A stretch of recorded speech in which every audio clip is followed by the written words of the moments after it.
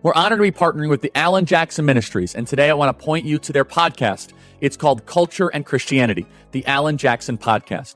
What makes it unique is Pastor Alan's biblical perspective. He takes the truth from the Bible and applies it to issues that we're facing today: gender confusion, abortion, immigration, Doge, Trump, and the White House, issues in the church.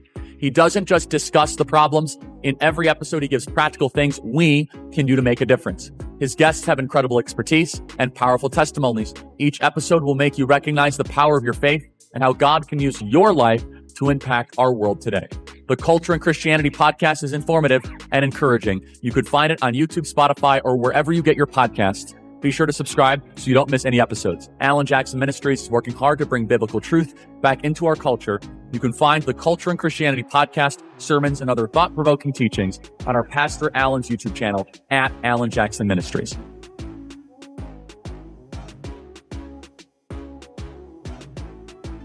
Email us as always, freedom@charliekirk.com, and subscribe to our podcast. That's the Charlie Kirk Show podcast page. We're here at the Bitcoin.com studio. That is the Bitcoin.com studio. Joining us now is Alex Marlow, editor-in-chief of Breitbart News. That is Breitbart.com. Alex, I want to start with a story yesterday, which I love, and it was not getting enough coverage. We can go the B-roll. President Donald Trump has been very clear that he wants to shrink the map and focus on hemispheric dominance. He was trying to end wars abroad and really focus on our own hemisphere being abused. Yesterday, this is the MAGA doctrine, otherwise known as the Monroe Doctrine 2.0.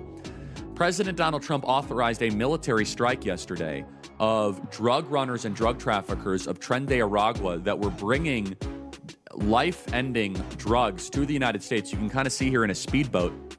They're in international waters. I don't know all the legal technicalities here. Obviously, it passed the muster because they authorized it, and they did a drone strike in the Caribbean.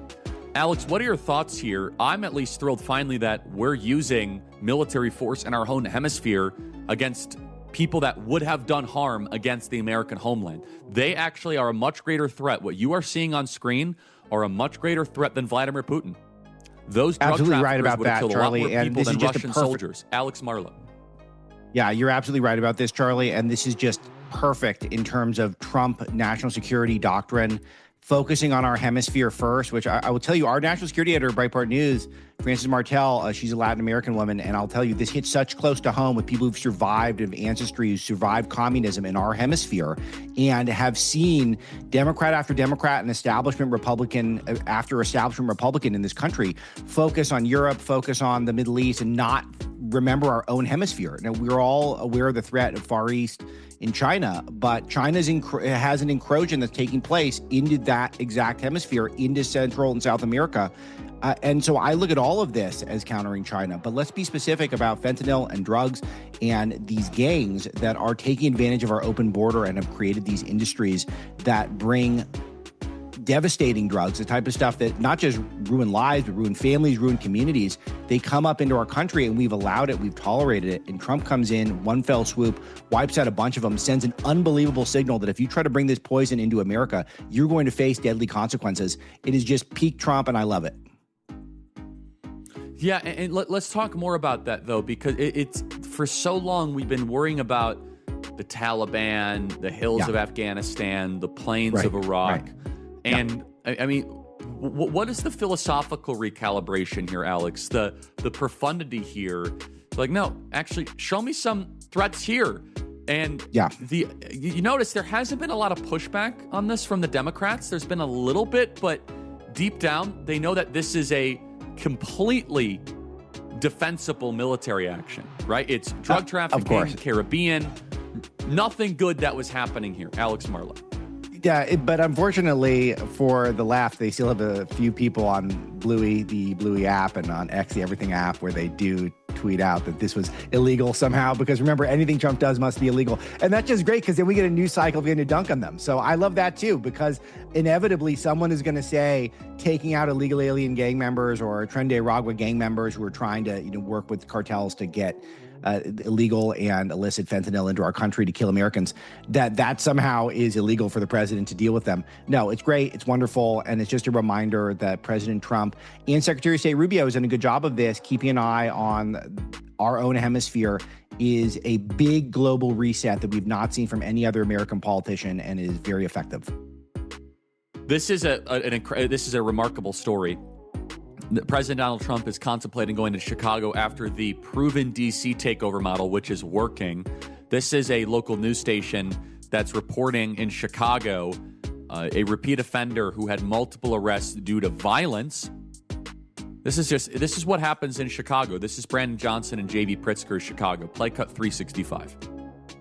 According to online records, Livingston's history of random acts of violence against women goes back 8 years. In 2017, he was accused of randomly attacking 2 women months apart.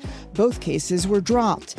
In 2022, Livingston was sentenced to 5 years in prison after prosecutors said he punched and attempted to rob 4 women within 20 minutes in the Loop.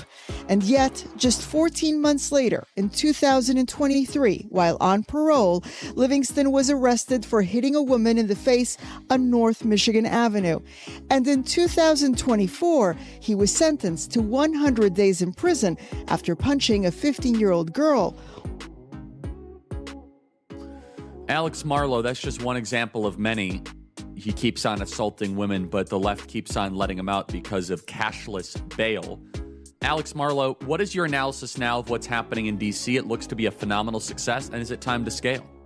Hey, you don't have to take my word for it. Take the mayor's word for it. The mayor's on board, and additional members of D.C. City Council are saying, yeah, they're on board.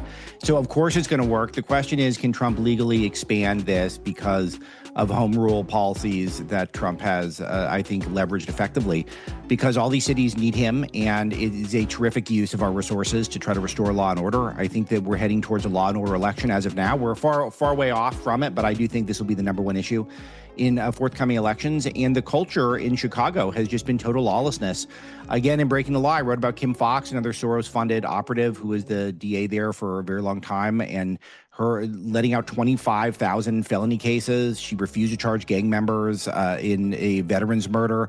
She was on the side of Jussie Smollett, the hate crime hoaxer, and kind of laughed when he eventually got away with it. She gloated, acknowledging that he was probably guilty, even though he ended up getting away with it in the end. That's the culture about crime in Chicago. And J.B. Pritzker acts like there's nothing we can do about it. Well, Trump could prove him wrong in a second. And I think that it is, if Trump can do it, he should do it, because it'll clean up a iconic American city and it'll make Trump look great in the process. Yeah, and again, the success of D.C. is remarkable. Let's just, don't take, again, my word for it. Let's play cut 281. Crime. Here's why Democrat cities are plagued by violence should consider getting on board. If you look here at Washington, D.C., at a 2-week period this year compared to last year, property crime is down 20%. But the biggest thing are all of the violent crimes, often including robbery, which is down 60%. Homicides are down 71% from last year over this exact same period of time. Assaults with a dangerous weapon down 10%. Yet, if you listen to Democrats, they don't care about those statistics.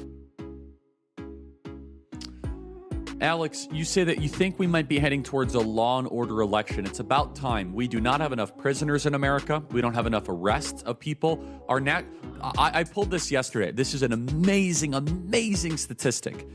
So this is one of my favorite stats that's never talked about. It's called the national clearance rate. The clearance rate is what percentage of murders get solved. Pretty simple. Right. So in 1965, what if I told you 92% of all murders got solved?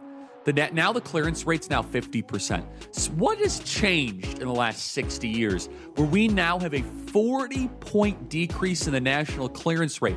That means 40% more murderers are just walking free. Alex Marlow, 1 minute remaining. Yeah, that's exactly the point that I think that we can take advantage of and start using to try to clean up this country, is that the left has intentionally protected criminals. They think the shoplifter vote and apparently the murderer vote is just very powerful within their base, and they pander that group of people for some reason. And they came up with some temporary hack where their crime stats can go down if they simply don't pursue crimes, if they don't prosecute whatever they can avoid prosecuting, and then it clears their roles, but it ends up just making the cities more lawless, and it means that we don't get justice for people who deserve it. So this is an easy lane for conservatives to step up and say that we're going to be the ones who restore law and order in the society. The left hates law and order because they prefer chaos. That's the whole George Soros model.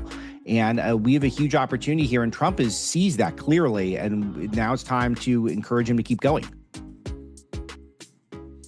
Alex Marlow, author of Breaking the Law. Check it out, Breaking the Law by Alex Marlow. Thanks so much, and Breitbart.com. Thanks, Charlie.